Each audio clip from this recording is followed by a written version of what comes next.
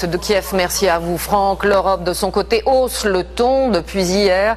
Des menaces de sanctions très ciblées ont été évoquées. Alors, pour faire pression sur le pouvoir ukrainien, 3 ministres des Affaires étrangères européens ont fait le déplacement jusqu'à Kiev ce matin. Parmi eux, Laurent Fabius. Ils ont rencontré dans un premier temps les opposants au régime, puis le président Yanukovych. On attend leur première réaction dans les minutes qui viennent. Alors, que peut décider l'Europe pour tenter de faire pression sur le président Yanukovych? Les ministres des Affaires étrangères de l'Union vont se prononcer dans l'après-midi après une réunion d'urgence. Nous retrouvons notre correspondant à Bruxelles, François Baudonnet. François, bonjour. À quel genre de sanctions peut-on s'attendre ?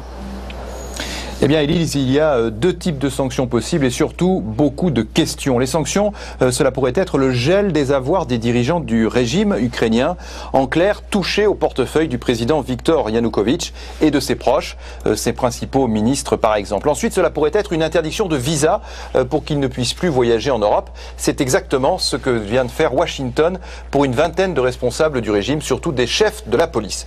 Les questions maintenant. Premièrement, cet après-midi, les ministres européens des Affaires étrangères vont-ils se mettre d'accord sur des sanctions immédiates? Ce n'est pas certain, mais probable, à 90%, me disait un diplomate tout à l'heure. Deuxièmement, si des sanctions sont décidées ici à Bruxelles, quelle sera la réaction de la Russie?